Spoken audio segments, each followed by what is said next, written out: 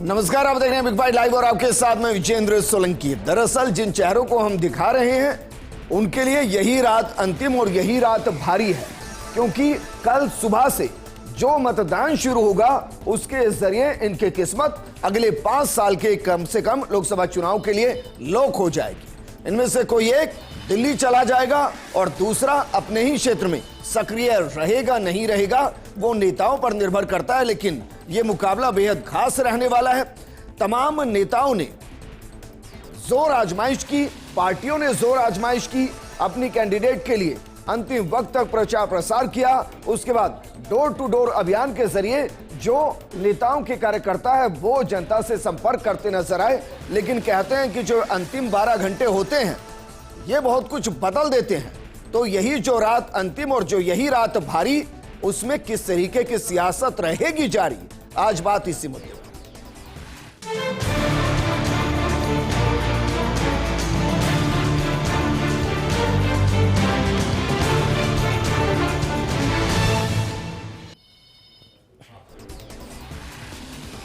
सबसे पहले लोकसभा चुनाव को लेकर जो 12 सीटों पर मतदान होना है उसकी एक मोटी मोटी जानकारी आपको दे देते हैं कि दरअसल जो 12 सीटों पर कल मतदान होना है उसके अंदर कितने वोटर्स हैं, कितने संवेदनशील बूथ हैं, कौन कौन से जिले हैं। दरअसल पहले चरण में राजस्थान की 12 सीटों पर मतदान होगा। पहले चरण में जयपुर है, जयपुर ग्रामीण है, दौसा है, अलवर है, भरतपुर है। इसके अलावा अगर बात की जाए तो श्री गंगानगर है, बीकानेर है, चूरू, झुंझुनू, सीकर, करौली, धौलपुर, नागौर लोकसभा सीटों पर कल सुबह 7 बजे से शाम 6 बजे तक मतदान होगा। 2,53,15,541 मतदाता अपने मताधिकार का इस्तेमाल करेंगे। इनमें 12 महिला और 102 पुरुष समेत 114 कुल प्रत्याशी है जिनके भाग्य का फैसला होगा। 5,061 शहरी और 4,692 कुल मतदान केंद्र बनाए गए हैं जिनके जरिए ये जो हम प्रत्याशी आपको दिखा रहे थे उनके भाग्य का फैसला होगा। और वो भाग्य का फैसला किस तरीके से होगा ये जनता को तय करना है। जनता को तय करना है कि उसके इलाके के विकास के लिए कौन ज्यादा जरूरी है। हमारे साथ बीकानेर संभाग प्रभारी लक्ष्मण राघव जुड़ गए हैं, साथ में अलवर से हमारे सहयोगी अश्विनी यादव जुड़ गए हैं। लक्ष्मण, क्योंकि आज हम प्रोग्राम को नाम दे रहे हैं कि यही रात अंतिम, यही रात भारी इन 12 सीटों पर, लेकिन इन सबके बीच में कैसे रहेगी सियासत जारी, क्योंकि बहुत बार हमने इस रात में बहुत कुछ बदलते हुए देखा है। आपके साथ कलेक्टर साहिबा भी हैं, उनसे भी पूछिए कि ये जो अंतिम रात की सियासत होती है और सियासी दाव पेच होते हैं उसको रोकने के लिए वो क्या करने वाली हैं, और कल मैक्सिमम मतदान हो, शांतिपूर्ण मतदान हो, उसके लिए क्या रहेगा।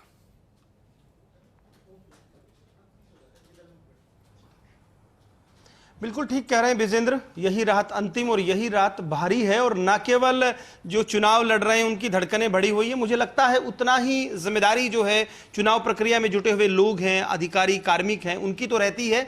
लेकिन कैप्टन होने के नाते जिला निर्वाचन अधिकारी पर बहुत सारा निर्भर करता है, बहुत सारी चीजें उन्हें करनी होती हैं। तो हम आपका ही सवाल लेते हैं विजेंद्र सबसे पहले, क्योंकि इस अंतिम रात को बहुत सारे ऐसे हथकंडे भी अपनाने की कोशिशें होती रही हैं। उन हथकंडों को रोकने के लिए आप क्या प्लानिंग है, क्या कर रही हैं? फिर हम आएंगे चुनाव प्रक्रिया पर जो आप नए नवाचार कर रही हैं, चाहे वो मतदान केंद्रों को सजाने की बात हो, मंडप की तरह। लेकिन सबसे पहले किस तरह की तैयारी है, क्या आपका संदेश है? जो भी इलेक्शन कमीशन की गाइडलाइंस हैं for the last 24 hours to the election, उन सभी की स्ट्रिक्टली पालना की जा रही है। इसके लिए हमारी FSTs, SSTs, VSTs सभी टीम्स एक्टिव हैं, सेक्टर ऑफिसर्स एक्टिव हैं, QRTs अपने ACs में पहुंच गई हैं और जो भी अपने नियम फॉलो किए जाने हैं उनकी सख्ती से पालना कराई जा रही है। मतदान के लिए आपने लगातार कैंपेन चलाया, निश्चित तौर पर आप सक्रिय रहे। कल भी मैं देख रहा हूं मतदान केंद्रों को अलग अलग थीम दी गई हैं, एक आध जो केंद्र है ऐसे शादी के मंडप की तरह सजाया गया है। तो जिला निर्वाचन अधिकारी होने के नाते क्या अपील आप करना चाहेंगी फर्स्ट इंडिया न्यूज के जरिए, क्या कहना चाहेंगी मतदाताओं से? मैं सिर्फ ये कहूँगी, जैसा कि ECI का मैंडेट है, चुनाव का पर्व देश का गर्व, तो ये एक लोकतंत्र का पर्व है जिसमें हम सबको अपनी भागीदारी निभानी चाहिए। और इसी को इंश्योर करने के लिए हमने स्वीप के अंतर्गत बहुत सी एक्टिविटीज़ की हैं और कल मतदान दिवस के लिए भी हमने कई थीम्स पर अपने बूथ प्रिपेयर करे हैं। हमारा पिंक बूथ है, इको फ्रेंडली बूथ भी है, सैंड आर्ट का भी हमने यूज़ किया है क्योंकि हम एक डेजर्ट सिटी हैं, तो हमने सैंड आर्ट पर भी इस बार फोकस किया है। कितने मतदान केंद्र हैं संवेदनशील, सेंसिटिव हैं, जिनको खास तौर पर आप मॉनिटरिंग रहेगी, वेबकास्टिंग वगैरह, वो भी हम समझना चाहेंगे बहुत जल्दी से। हमारे जितने भी क्रिटिकल और वल्नरेबल बूथ थे उसमें हमारे या तो सीएपीएफ का डिप्लॉयमेंट किया गया है, करीब 800 लोकेशंस पर हमने वेबकास्टिंग भी कराई है, और इसके अलावा जो बच जाते हैं वहां पर हमारे करीब 100 के करीब माइक्रो ऑब्जर्वर्स भी लगाए गए हैं। ऐसा संसदीय क्षेत्र है जिसमें एक सीट, चूंकि हालांकि अधिकतर संसदीय क्षेत्र ऐसा, एक अनूपगढ़ भी है चूंकि, तो टोटल मतदान केंद्र कितने हैं दोनों मिला लें तो हम? दोनों मिला लें तो 1900 प्लस अपने मतदान केंद्र बनते हैं, करीब 1929 मतदान केंद्र हैं अपने अनूपगढ़ को लेकर। तो तैयारियां बिल्कुल मुकम्मल है? तैयारियां बिल्कुल पक्की हैं। कल के लिए हमारी पूरी जिला निर्वाचन की टीम तैयार है और फ्री एंड फेयर इलेक्शंस हम बिल्कुल इंश्योर कराएंगे। शुक्रिया। तो देखिए बेजेंद्र, फ्री और फेयर इलेक्शन की बात, सवाल मेरा, क्योंकि देखिए आप भी सुबह 5 बजे से फील्ड में होंगे, हम भी सुबह से स्टूडियो में होंगे, क्योंकि वो एक तरीके से लीडर हैं लक्ष्मण, वो लीडर हैं, और लीडर जितनी जल्दी होंगी बाकी सब उतनी जल्दी फील्ड में होंगे। क्या हम उन्हें सुबह 6 बजे से 7 बजे से फील्ड में देख सकते हैं?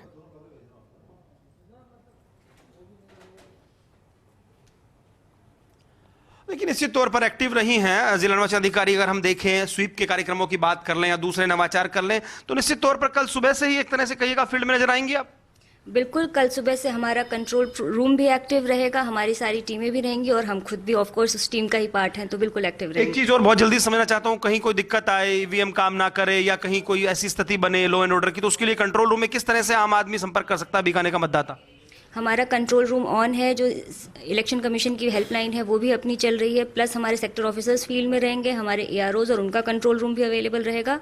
किसी भी मतदाता को कोई दिक्कत हो वो रीच आउट कर सकते हैं, और क्यू मैनेजमेंट के लिए वो हमारा बीकानेर एज ऐप भी यूज कर सकते हैं। तो आप देखिए आईटी का भी उतना ही यूज लगातार लक्ष्मण क्योंकि एक बड़ी फोर्स इस्तेमाल की गई है बीकानेर लोकसभा क्षेत्र के अंदर, उसके अलावा भी बहुत सी चीजें होती हैं सुरक्षा को लेकर। अब जो मैं रात का जिक्र कर रहा था, क्योंकि हमारे प्रोग्राम का नाम है यही रात अंतिम, यही रात भारी। रात को हम माने कि पुलिस की गाड़ियां कम से कम सर्विलांस करती हुई पूरे लोकसभा क्षेत्र में घूमे और यह सुनिश्चित कर दे कि जिसका हम जिक्र करते हैं कि अंतिम वक्त में धन बल का इस्तेमाल ना हो, वोटों को खरीदने की कोशिश ना हो। बिल्कुल विजेंद्र, चूंकि आप सवाल कर रहे हैं तो मैं जिला निर्वाचन अधिकारी से ये सवाल ले लेता हूं। हमारी आज आईजी एसपी से भी बात हुई है तमाम।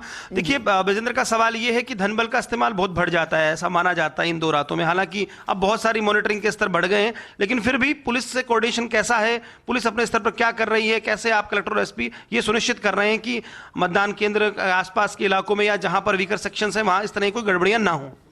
इसके लिए जहां भी सेंसिटिव अपने बूथ थे वहां पर एक्स्ट्रा डिप्लॉयमेंट भी है। कल रात को भी मैंने और एसपी साहब ने जॉइंटली विजिट करी जो भी अपने क्षेत्र थे और जहां अपने नाके थे, और कल भी हम इसका ध्यान रखेंगे। इसके अलावा हमारी पूरी टीम इसके लिए सेंसिटाइज्ड है और हमारी जितनी भी एक्सपेंडिचर मॉनिटरिंग की टीम्स थी वो फील्ड में इस वक्त फुल्ली एक्टिव है। चलिए शुक्रिया। तो देखिए विजेंद्र, इन्होंने बताया किस तरह से जो है पुलिस के साथ कोऑर्डिनेशन के साथ काम कर रहे हैं। मैं अपनी बात जो मैं कह रहा था कि 9 प्रत्याशी यहाँ पर मैदान में है। केंद्रीय कानून मंत्री बड़ा चेहरा है अर्जुन मेघवाल, आप जानते ही हैं, चुनाव लड़ रहे हैं। कैबिनेट मंत्री रहे गोविंद मेघवाल उनके सामने हैं, बसपा के प्रत्याशी भी है, लेकिन सीधी टक्कर है यहां पर, और यह कहना कोई अतिशयोक्ति नहीं होगी, बहुत हद तक कांटे की टक्कर है। ठीक है लक्ष्मण, आप हमारे साथ बने रहिए और कलेक्टर साहिबा को शुक्रिया कहिएगा जितनी सादगी के साथ, बेबाकी के साथ उन्होंने सवालों के जवाब दिए हैं। कल व्यवस्था उतनी ही दुरुस्त मिले तो बात बनेगी। अलवर का रुक करते मेरे सहयोगी अश्वनी हमारे साथ बने हुए। अश्वनी, क्योंकि सुबह से सब तस्वीरें दिखाना शुरू करेंगी, लेकिन हमने सोचा कि चलिए रात को जब ईवीएम पहुंच गई है, जब पोलिंग एजेंट पहुंच गए हैं, तो रात से ही शुरू करते हैं। तो जरा बताइए, जहां आप मौजूद हैं वहां क्या ईवीएम आ चुकी हैं, पोलिंग कर्मचारी आ चुके हैं, व्यवस्था क्या है, सुरक्षा क्या है, और पूरे अलवर सीट को भी जरा बताइए।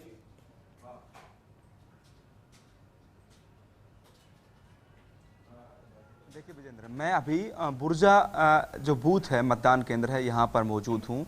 यहाँ मतदान दल पहुँच चुका है और एक है अलवर में जिले में 11 विधानसभाएं हैं। सभी 11 विधानसभाओं में करीब 2700 मतदान केंद्र हैं। वहाँ सभी जगह मतदान के दल पहुँच गए हैं और सकुशल पहुँच गए हैं। मेरे साथ यहाँ पर जिला कलेक्टर आशीष गुप्ता भी हैं, जिला निर्वाचन अधिकारी हैं, जो खुद निरीक्षण कर रहे हैं कि बूथों पर मतदान केंद्र पहुँच गए हों, व्यवस्थाएं किस तरह की। सर, सबसे पहले ये बात, आप खुद व्यवस्थाएं देख रहे हैं, क्या उन सब व्यवस्थाओं से संतुष्ट हैं? क्योंकि कल सुबह जब सूरज उगेगा तो उसके साथ मतदान शुरू हो जाएगा। देखिए, पिछले कई दिनों से जो है ये व्यवस्थाओं की तैयारी कर रहे थे और उसी का नतीजा है कि जो भी अभी पोलिंग स्टेशन देखे उस पे जो व्यवस्थाएं, जो डायरेक्शन है ईसीआई के कमीशन के, उसके अनुरूप ही हैं। और 2736 हमारे पोलिंग स्टेशन हैं, सब पे जो है पार्टीज़ डिपार्ट हो गई और अपने गंतव्य स्थान पर पहुंच गई हैं। जो भी व्यवस्थाएं हैं, चाहे वो पोलिंग पार्टी के लिए हों या मतदाताओं के लिए, जो एएमएफ है वो सुनिश्चित की गई है, जिसमें छांव की व्यवस्था है, पानी पीने की व्यवस्था है और जो बेसिक फैसिलिटीज़ हैं हर पोलिंग स्टेशन पे वो इंश्योर की गई हैं। तो सबसे बड़ी बात है कि ये जो रात है, इस रात में धन बल बाहुबल का प्रयोग होने की संभावना रहती है, क्योंकि कल सुबह मतदान होगा। इस समय प्रत्याशी, उनके समर्थक, अलग अलग तरह के दलों के लोग एक कोशिश करते हैं। पूरी व्यवस्था प्रशासन के हाथ में है, ये कहें आपके हाथ में है कि कैसे आप फेयर चुनाव कराना। ये बात सही है आपकी कि ऐसे लाइक्लीहुड रहती है, तो हमारे जो इंस्टीट्यूशनल मैकेनिज़्म है, जो हमारे स्टैटिक सर्वेलेंस टीम्स हैं और जो एफएसटीज़ हैं, वो सारी फील्ड में एक्टिव हैं और कहीं भी इस तरह की अगर सूचना मिलती है तो तत्काल जो है रिस्पांस उस पर दिया जाता है। सी विजिल पे भी कोई लास्ट मिनट कंप्लेंट आती है तो 100 मिनट्स में उसका डिस्पोजल किया जाता है और अभी तक जो है हम सक्सेसफुल रहे हैं। हमारा जो एवरेज डिस्पोजल टाइम है वो करीबन 20 से 30 मिनट का रहा है, तो हम बहुत विजिलेंट हैं उसको लेके। और भारी मात्रा में जो है सीज़र भी हुआ है अलवर में। इनफैक्ट पिछले जो विधानसभा इलेक्शन है उससे ज़्यादा सीज़र अभी इस लोकसभा में हुआ है, तो वो कहीं ना कहीं ये दर्शाता है कि जो है सिस्टम इफेक्टिवली काम कर रहा है, सिस्टम ठीक से काम कर रहा है। सवाल कीजिए ना प्लीज, सीजर जो हुआ है वो किस तरीके का हुआ है? मदिरा का हुआ है, नशे की खेप का हुआ है या फिर कैश का हुआ है? जी विजेंद्र, जो सीजर हुआ है वो नशे का हुआ सवाल है ये या है कैश का सर हुआ? कि जो सीजर किया गया, आपने कहा विधानसभा से ज़्यादा लोकसभा चुनाव में हुआ है, ये नकदी है कितनी है, नशे का जो है वो कितना है, या दूसरा हथियार है कोई और चीज़ों का, कितना सीजर है? देखिए, सारा जो फिगर है कंबाइंड मैंने बताया है और इसके अंदर सारे कंपोनेंट है। कैश सीजर है, लिकर का सीजर है और एनडीपीएस के अंदर जो सीजर है वो इंक्लूडेड है और अदर 4 कैटेगरी इसके अंदर इंक्लूडेड हैं और कुल मिला के जो है 25 और 30 करोड़ के बीच के अंदर जो है सीजर। सब में मुकदमे दर्ज किए गए हैं? बिल्कुल, देखिए जो law and order daily report आती है और उसके अंदर जो हमारे एनबीडब्ल्यू हैं, वारंट्स आउटस्टैंडिंग, उसको भी तामील करते हैं। बाउंड करने की कार्रवाई बड़े स्तर पे हुई है और जो सीज़र है उसके अंदर जहाँ जो बनता है, जैसे मान लीजिए 10 लाख से ऊपर है तो इनकम टैक्स एक्ट के अंदर बनता है और एफआईआर भी जो है रजिस्टर हुई है। जहाँ आज जो मतदान दल हैं वो पूरे पहुंच गए और सकुशल है, कहीं कोई ऐसी बात? उसका क्या है, बहुत ही स्ट्रिंजेंट मॉनिटरिंग मैकेनिज्म है कि सारे जो पोलिंग पार्टीज़ हैं, 2736 बड़ा आंकड़ा है, सारे की सारी जो हैं पार्टीज़ हमारी पहुंच गई हैं। चेक पोस्ट के थ्रू वो सिस्टम ऐसा बनाया गया है कि फाइनल जब वो पहुंचते हैं, हम एक रिपोर्ट भी लेते हैं यारों से, समझते यारों से रिपोर्ट आ गई और सारे पोलिंग पार्टीज पहुंच गई अपनी घंटे। कई बार ऐसी कोशिश होती है कि मतदान दल जो है उसी को प्रभावित करने की कोशिश स्थानीय स्तर पर हो जाती है, तो मतदान दलों को आपने खासतौर पर क्या निर्देश दिए हैं? क्या उनकी कोई मॉनिटरिंग होगी कि स्थानीय स्तर पर किसी भी प्रत्याशी के पक्ष में वो ना जाए? इसमें एक तो इंस्टीट्यूशनल मैकेनिज्म उसमें ये रखा गया है कि जो पोलिंग पार्टी होती है वो उस विधानसभा की नहीं होती है, वहाँ उसका कार्यालय भी नहीं होता है, होम भी नहीं होता है, तो उस तरह से ये फेयरनेस वही इंश्योर हो जाती है क्योंकि वो बाहर की पोलिंग पार्टी होती है, लोकल होती नहीं है। और साथ में ये भी क्योंकि सारी व्यवस्थाएं पोलिंग पार्टी की अंदर ही होती है पोलिंग स्टेशन कैंपस में, तो इसीलिए बाहर जाने की कोई आवश्यकता नहीं होती है। आपने अभी पहला चरण है सर, 12 सीटों पर चुनाव है। अगर मुमकिन है, क्योंकि कलेक्टर साहब आपके साथ मौजूद हैं, मैं नहीं जानता कि ये संभव है या नहीं है, क्योंकि फर्स्ट इंडिया सबसे पहले हर तस्वीर को दिखाता है और हम पोलिंग स्टेशन की तस्वीर भी सबसे पहले दिखा रहे हैं। क्या कोई संभावना है कि हम अंदर देख सकें कि व्यवस्था कैसी की गई है, चेयर कैसी है, टेबल कैसी है, कहां पर वोटिंग होगी, कहां उंगली पर स्याही लगाई जाएगी, स्ट्रांग रूम कौन सा है जहां पर फिलहाल ईवीएम को रखा गया है, और सुरक्षा भी अगर आप दिखा पाए तो क्या संभव है?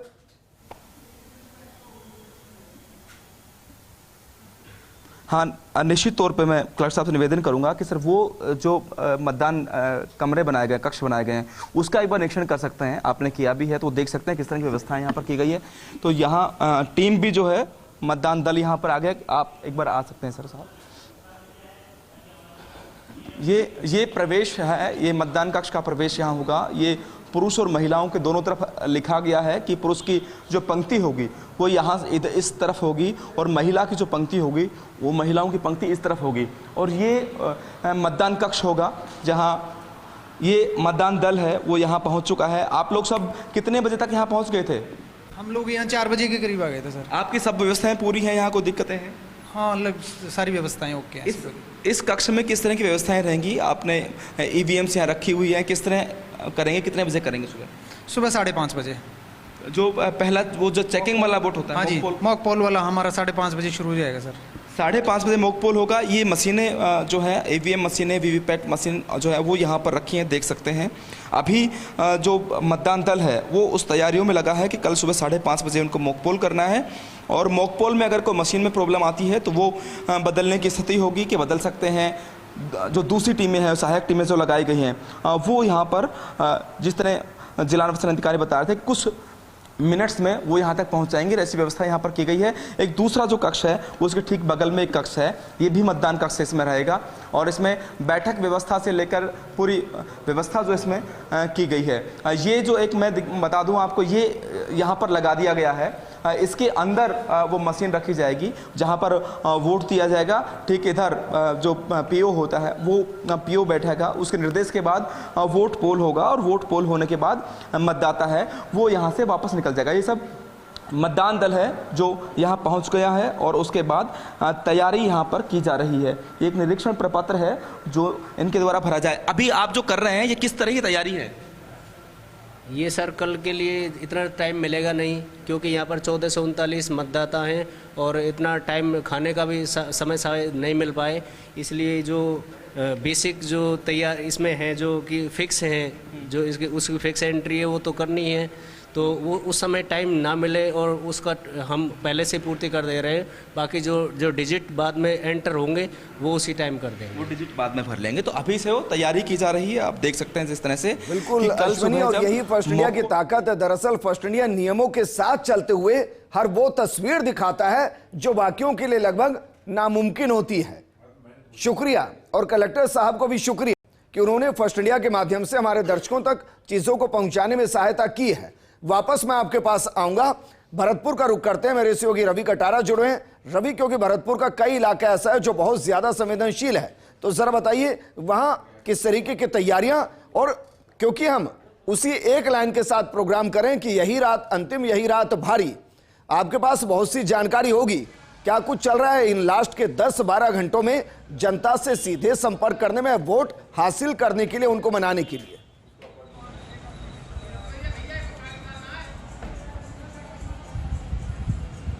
देखिए विजेंद्र, अगर भरतपुर लोकसभा क्षेत्र की बात की जाए तो यहाँ जो सीधी सीधी टक्कर है वो कांग्रेस और बीजेपी के बीच में देखी जा रही है। लेकिन सबसे बड़ी बात है कि जो प्रशासन और पुलिस के अधिकारी है उन्होंने पूरा जो अमली जामा है वो पहना लिया गया है, क्योंकि भरतपुर के अलावा डी नया जिला बना है जहाँ SP और खुद कलेक्टर ने भी मोर्चा संभाला हुआ है। लगातार IG और जो संभागीय आयुक्त है उन्होंने भी जो इलाके हैं, बॉर्डर इलाके, उनका दौरा किया है।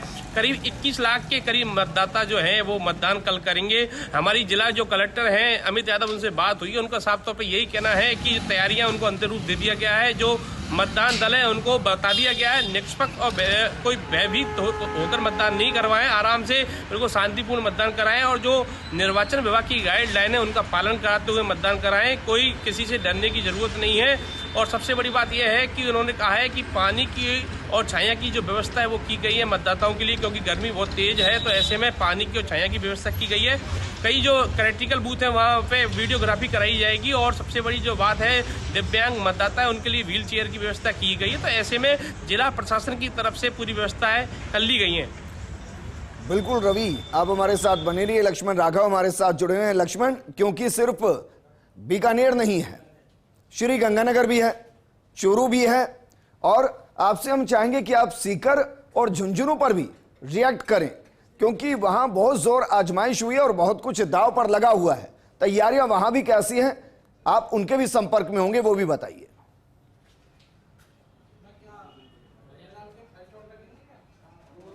देखिए, निश्चित तौर पर विजेंद्र आपने बिल्कुल ठीक बात कही है, और इसकी वजह भी है क्योंकि यहाँ की जो संभागीय आयुक्त हैं उन्हीं के पास सीकर का भी जिम्मा है, तो वहाँ भी उन क्षेत्रों में भी जो है लगातार वो बात कर रही हैं जिला निर्वाचन अधिकारियों से। वहाँ भी कहना यही है कि सभी तैयारियाँ मुकम्मल हैं। मतदान केंद्रों को इस बार जो है अलग अलग थीम दी गई हैं। इसके अलावा पुलिस फोर्स में खास बात है विजेंद्र, इस बार प्रत्येक विधानसभा स्तर पर एक एडिशनल एसपी स्तर का अधिकारी रहेगा। तो ये एक नवाचार भी है। साथ ही साथ मैं आपको बताऊं विजेंद्र, श्रीगंगानगर और बीकानेर चूंकि इंटरनेशनल बॉर्डर भी है, तो यहाँ पर सुरक्षा की दृष्टि से और ज्यादा इंतजाम किए गए हैं। आईजी ओम प्रकाश पासवान से हमारी बातचीत हुई तो उनका कहना यही था कि इस तरह से पुलिस लगाई है जैसे अलग अलग स्टेट्स की पुलिस है, पंजाब के साथ राजस्थान पुलिस तैनात है, हरियाणा के साथ राजस्थान। तो ये जो बॉर्डर पे पहले होता क्या था, एक ही स्टेट की पुलिस रहती थी, लेकिन इस बार तब्दीली ईसीआई की गाइडलाइन के अनुसार नजर आ रही है। और ऐसा है कि जैसे कोई बॉर्डर यदि पंजाब में है तो उसमें दोनों स्टेट की पुलिस है, हरियाणा का बॉर्डर है तो राजस्थान की पुलिस भी वहां है,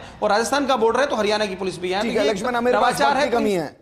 अब मैं चाहूंगा कम शब्दों में आप मुझे सीधा जवाब दे ताकि मैं दूसरों से भी वो सवाल कर सकूं। सवाल यह है कि जो प्रत्याशी हैं, बीकानेर के जो प्रत्याशी हैं, वो किस टाइम वोट कास्ट करने वाले हैं? कुछ टाइम टेबल आया? देखिए बिल्कुल बिल्कुल सीधे तौर पर बताता हूं, अर्जुन मेघवाल 7 से 8 बजे के बीच मतदान करेंगे। अक्सर यही होता है, वो जल्दी पहुंचते हैं और अपना मतदान करते हैं। दूसरी तरफ गोविंद मेघवाल है, वो तकरीबन दोपहर में अपना मतदान करेंगे। इसके अलावा 8 विधायक मतदान करेंगे ही, साथ ही साथ अन्य जो है जिला निर्वाचन अधिकारी अपना मत डाल चुकी हैं। ठीक है अश्विनी, आप मुझे बता पाएंगे कि वहां के जो कैंडिडेट्स हैं और जो बाकी बड़े नेता हैं उनका टाइम टेबल आ चुका है कि कब कब वो करने वाले हैं?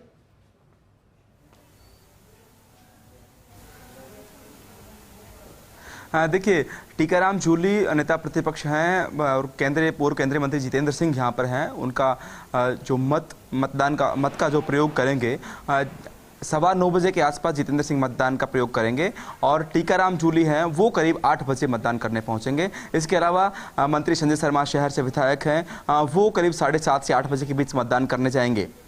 ललित यादव जो कांग्रेस के प्रत्याशी हैं, वो फौलादपुर में निमड़ा में अपने मत का प्रयोग करेंगे, वो करीब 8 बजे मतदान कर सकते हैं। हालांकि जो प्रत्याशी है उनकी एक सुविधा है कि वो किस तरफ से सुबह जल्दी कहाँ निकलते हैं, कहाँ सूचनाएं आती हैं, और फिर दिन में घूमते हुए वापस अपने बूथ पर पहुंचे और वहां भी मतदान कर सकते हैं। विजेंद्र, ठीक है, मुझे लगता है कि ज्यादातर सुबह सुबह ही मतदान कर लेंगे ताकि बाकी चीजों में फिर वो आसानी से फोकस कर सके। रवि, भरतपुर सीट पर क्या टाइम टेबल आया?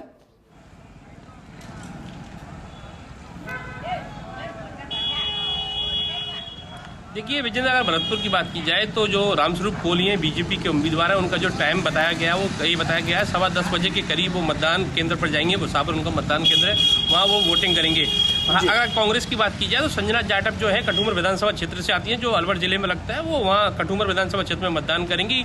और उसको लेकर अगर भरतपुर जिले में मंत्री हैं जवाहर सिंह बेडम, जो बेडम में अपना मतदान करेंगे, उनका जो टाइम बताया जा रहा है वो 9:15 बजे के करीब बताया जा रहा है। जो विधायक है भरतपुर से सुभाष गर्ग, वो सुबह करीब 8 बजे के करीब मतदान करेंगे। डी कुमेर के जो विधायक है शैलेश सिंह, वो उनका जो टाइम टेबल जो आया है वो 8:30 बजे के करीब का है। तो ऐसे अमूमन जो बड़े नेता है वो सुबह के करीब जल्द वोट डालकर अपना मतदान करेंगे। अंतिम सवाल आपसे, मुख्यमंत्री कहां वोट कास्ट करेंगे? वो भरतपुर में ही करेंगे अपने गांव के अंदर या सांगनेर के अंदर?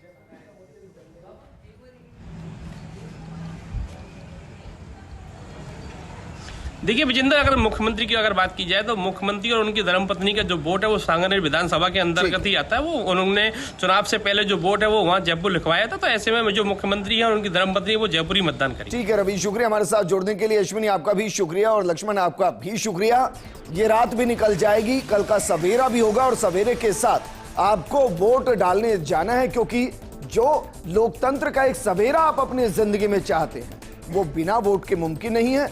वोट आपको जरूर करना है, और जो नहीं कर रहे हैं उनसे भी वोट कराना है, और साथ में फर्स्ट इंडिया के साथ बने रहना है, क्योंकि इन 12 सीटों के साथ देश भर की 102 सीटों पर जो भी घटेगा सब फर्स्ट इंडिया सबसे पहले आपको बताएगा। इस प्रोग्राम में फिलहाल इतना ही। नमस्कार।